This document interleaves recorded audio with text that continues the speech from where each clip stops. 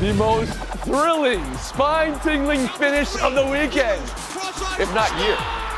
To score that goal with a second left to save the season, but to force overtime, and you still got to do it again. And they did. Go crazy, Winnipeg. Also, with the night from Steph, we've got Curry versus Edwards in round 2. Buckle up. Let's go around the horn. Ant-Man, Batman, Where'd he go to school, David? Timberwolves in 6. I forgot where Steph went to school. What school? I like that, School Frank. did he That go was great. to? America. We start with NBA. You all had Golden State's experience and stars pulling it out. You get the points.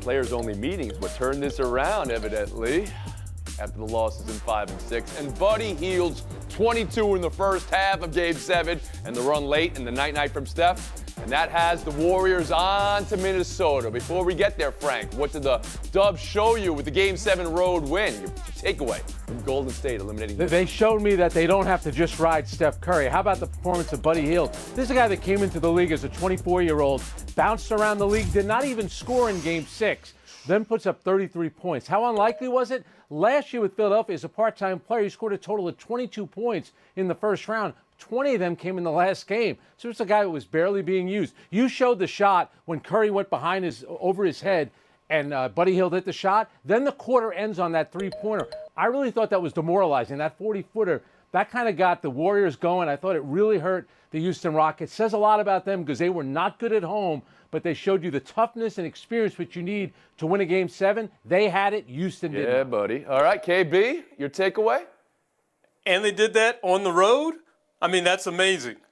These guys are just, they were made for that particular moment. And I really thought that Houston was going to wrap this thing up, getting back home, have the youth on their side, have the experience of having gotten this series to where it was, and they just absolutely collapsed, wilted under the weight of experience, under the weight of step-up play from guys that you didn't necessarily expect. Forget Buddy Hield, but also remember the fact that Jimmy Butler in the second half had some key buckets there and some key defensive plays. So they got a lot of guys that they can rely on. And then when Houston went to double team Steph Curry as he came across half court, all of a sudden he's getting around guys, somebody else is open, and if he doesn't get to the bucket to score, he gets it to somebody who scores. So they had all the answers that Houston threw at them in terms of trying to get stopped. David Dennis Jr., number one takeaway that put Golden State over Houston. A predictable answer alert here, Tony Reale. It's Wardell Stephen Curry, the guy who led the team in points, assists, and rebounds for the entire series, the oldest player to do that. Right. This is about him being one of the most unstoppable offensive forces that we have seen. That Houston Rockets defense beat him up, held him, double-teamed him for the entirety of 7 games, and he wore them down mentally and physically. Buddy Hield, yes, 33 points, but over half of those threes, Steph either assisted to him or those threes were as a result of off-ball movement, would have had him wide open. And then when the Rockets were reeling from those shots, he took over in the fourth quarter. Amen Thompson was cramped up. That team was frustrated, and it's what he does that bends people to his will, running 2 miles in that game to secure a victory, and now it's on to Minnesota. And Clint Yates. Tony, what I learned is that experience isn't just some ethereal concept for the Warriors. There are 4 guys on that team 32 years or older. They scored 88.3% of the Warriors' points, which is the highest rate in the history of a Game 7 in the NBA. It was real deal contributions that mattered. Also, I learned that what the Warriors are doing with their sort of small ball element is everything the Lakers thought they were going to do against the Timberwolves. This team with the experience, again, from a production and a leadership standpoint, has really figured it out. I love the way Steve Kerr has put this together in this. All right, well, you took us there, Clinton. Frank, I saw around the horn to you. Just a teaser getting into Golden State, Minnesota. And who's the best player on the floor? A question I could ask you right now. Or would the small ball of Golden State be different than what LA just did, as Clinton put out there? Please, floor is yours. Yeah, you know, you're going to go small against Minnesota. Look what happened to the Lakers when they tried to do that. And again, here's a Minnesota team that did make it to a conference finals last year. So to quote the great Anthony Edwards, Ant-Man, Batman, Superman, Minnesota in 6. And you think Edwards is the best player on the floor, Frank? You willing to put that? Well, I'm still going to go with Steph Curry, but Steph is a little banged up. He wasn't great in the fourth quarter of Game 6. That's JB? I agree with Frank, but I would say that, the rebounding, the size advantage that Minnesota has may play out in their favor in this game. I just can't see the small ball working against them, but I feel ridiculous saying that after just watching what Steph Curry just did to David these guys. Dennis Jr. I mean, it's just amazing.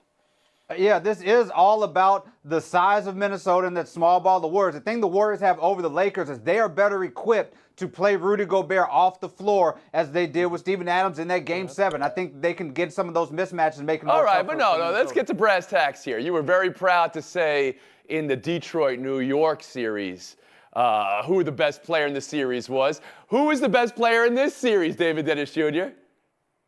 The multiple-time MVP, the Finals MVP, You're not Wardell saying Steph that. Curry is the Okay. guy that they're going to be double teaming at the half court when he crosses the half court line for the entirety of the series. Clint Yates, last word. I think the best player on the court is going to be Anthony Edwards, but that doesn't mean that he's going to be on the better team. This ain't J.J. Redick you're dealing with. This is Steve Kerr. They're not going to have the same kind of rotational issues that the purple and gold couldn't. More on that series later on in the week. Now we get to the ice last night, the stunner of the night, the game of the year. Count to 3. Ehlers, cross ice, score! Score! That is the latest game-tying goal in Game 7 in NHL history. Cole Perfetti, perfecto timing. And then way into the second overtime we go. Peon shoots, score! The Jets win it on the deflection. The Winnipeg Jets will move on. Winnipeg will remember that as long as they jet. Could it be the moment that projects them forward to a cup run? Clinton Yates around the horn to you on what we just witnessed.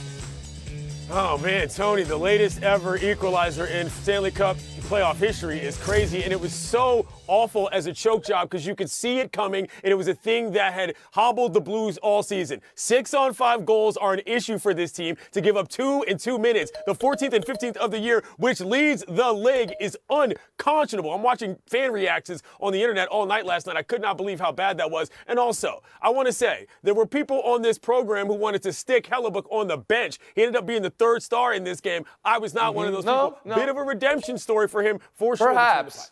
But you started with saying this was a choke of the highest order. David Yes. Dennis Jr., how'd you see it? Yeah, I mean, you call this shocking and epic and all things. It still doesn't even quite do this justice. The Jets were 2-25 when trailing by multiple goals in the playoffs. Overall, in NHL, teams were 4-119 when trailing by 2 goals in third period in Game 7. This is a once-in-a-lifetime type of comeback. And as Clinton said with Hellebuck, this guy was going to be the GOAT of this series, the guy who everybody blamed for the way that he played pretty terribly for the beginning of this, held the fort down at the end. This is a redemption story for him as well, and hopefully this carries him to a better playoff performance in the next Kevin round. Blackistone, what did we just witness? Well, and makes you rethink the statement about the best 2 minutes in sports being at the Kentucky Derby, because this was pretty outrageous. Great too. I will say this. You look at the stats and you think the Jets should have been winning this match all along. I mean, the hits differential, the shots differential, they did cash in one of their 2 power plays. They should have won this, but they should not have won it when they won it. This was as much of them coming back, refusing to lose, as it was the Blues just kind of choking it away. And Frank, how'd you see it? You know, Winnipeg is the President's Trophy winner, best record in the NHL. You're in a Game 7. You're in a Game 7 at home. 70 seconds in, you're down 1-0. So as the saying goes, you're chasing the game, and it took them to the final seconds to finally draw even. But you talk about a choke. Here's the problem that the Blues made. That empty net gives you the extra skater for the Jets. What it does to the Blues, though, it's like fool's gold. You know that they had 3 icings after the Jets closed to within 1 goal, including the one from Pavel Bucevic, where he flings it over the defenseman. It actually went over the net. So you almost get panicked when you see that empty net there. They did not play smart down the stretch, which ended up leading to that Even tying with goal. that, though, you still have to do it in the overtime if you're Winnipeg. And that second, the overtime goal also was on a deflection. Clinton, I'll give you the last word. I just wanted to say this is absolutely fantastic for Winnipeg. Another Canadian team advancing. That's pretty much all they got. I'm sorry, agree. CFL. This is the show. What a ride. And we've seen it in all sports before. A team really pushed to the brink, having to really galvanize. I mean, we've never seen it in the NHL like that. The game-tying goal in 7 to force overtime in the final second. Taking a break right here. Buy or sell next.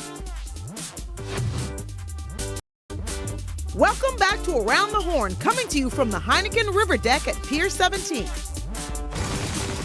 You people and people of your ilk picking favorites. Look at this. This is ESPN. 12-0, Celtics over Knicks. 10-0 over Thunder over Nuggets. 10-1, T-Wolves over Warriors. And 12-0, Cavs over Pacers. So, of course, what happened game one in Cleveland after they set the record for margin of victory in round one? The Cavs laid an egg. Halliburton closing, as he is wont to do. Indy controlling the first and fourth quarters, which is a very good system. Afterwards, Donovan Mitchell said, quote, "This is nothing to freak out about," end quote. Clinton, what do you buy? What do you sell from Pacers over Cavs in game one?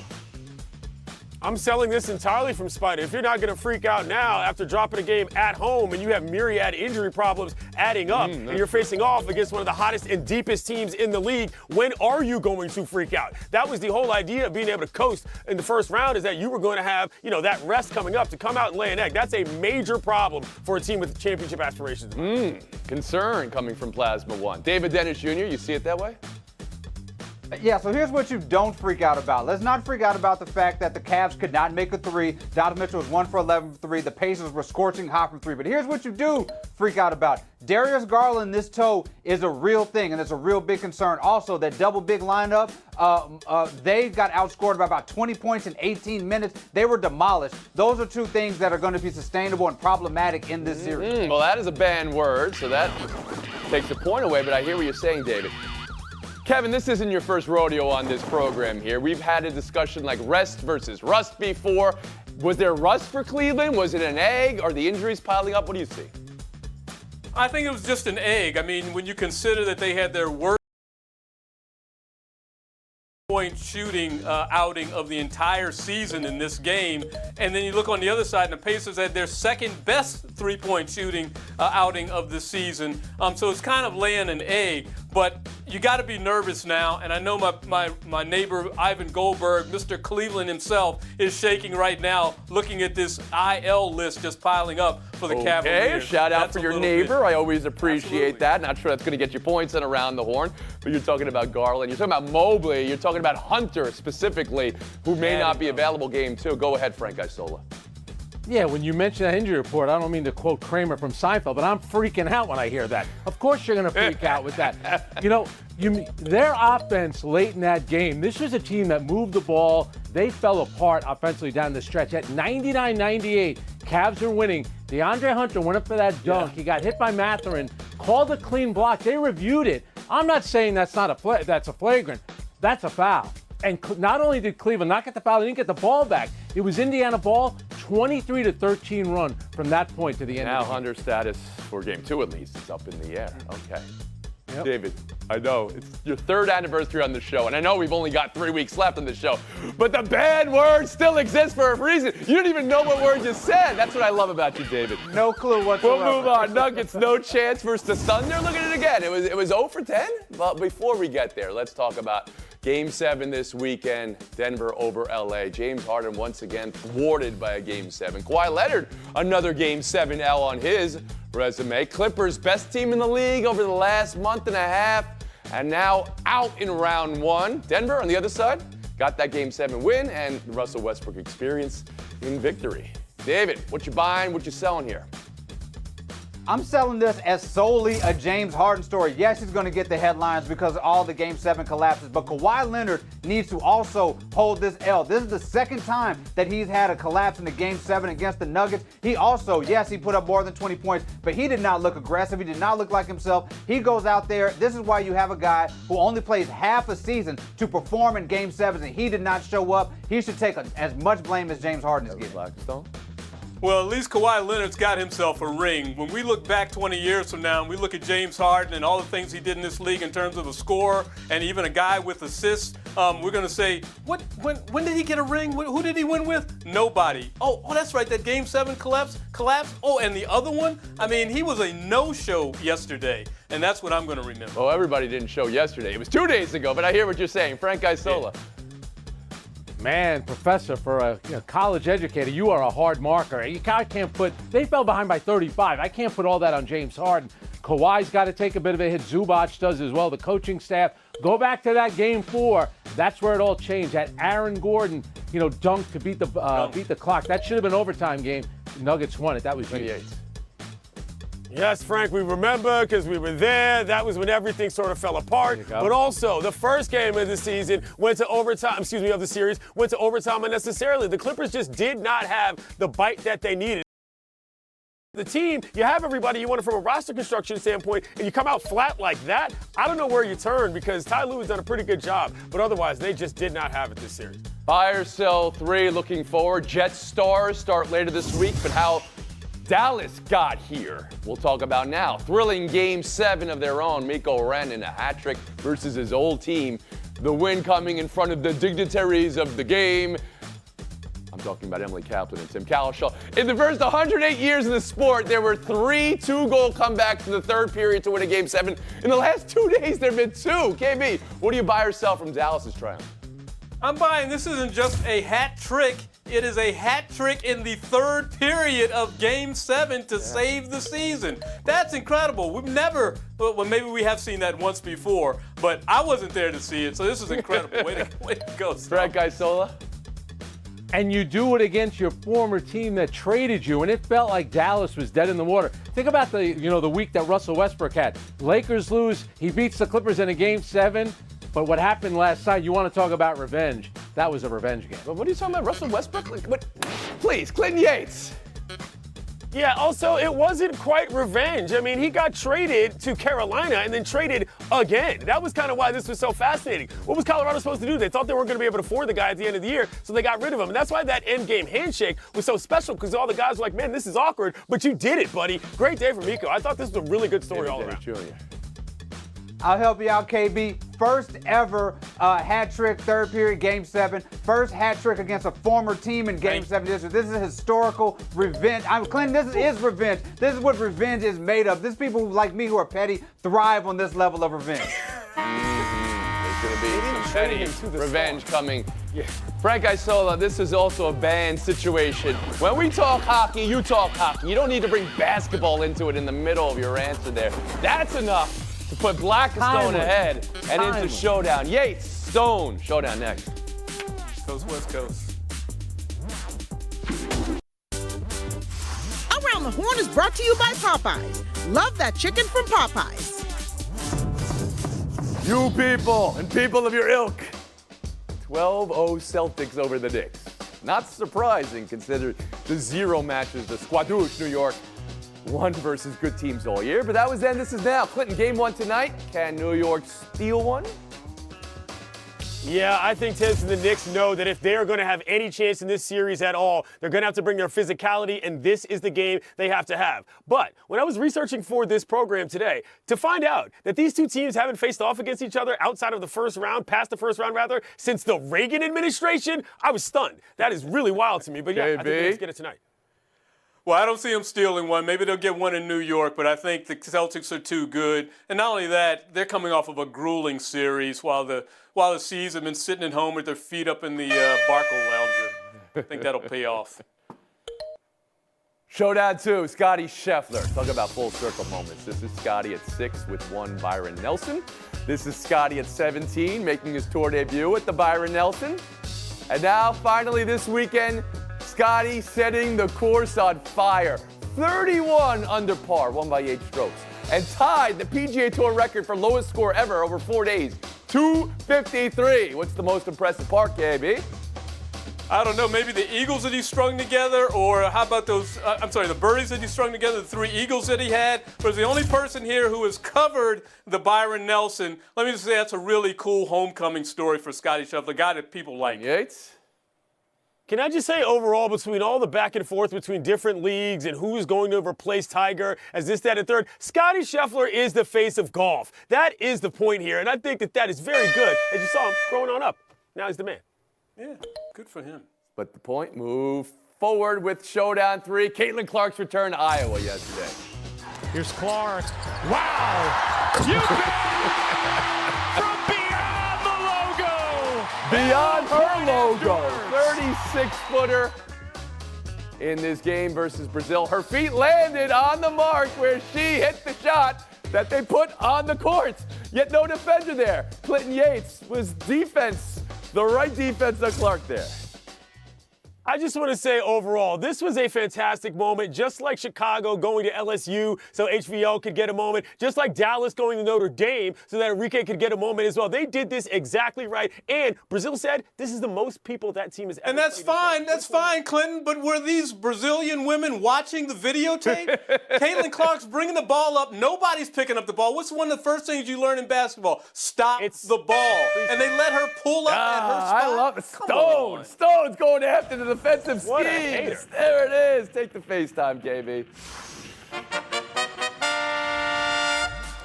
So one of the new teams we have in the WNBA this year, the Golden State Valkyries, who drafted in the 17th spot a woman who fell into their lap, Cheyenne Sellers from the University of Maryland. 1,500 points, 500 rebounds, 500 assists in her college career. And what do? They cut her. What are you doing? This is not the way you start an WNBA franchise. Go with somebody people know. Not the Lithuanian woman who you picked 5th, who may be a fine player, but nobody knows. Why don't you come on over, Valkyries?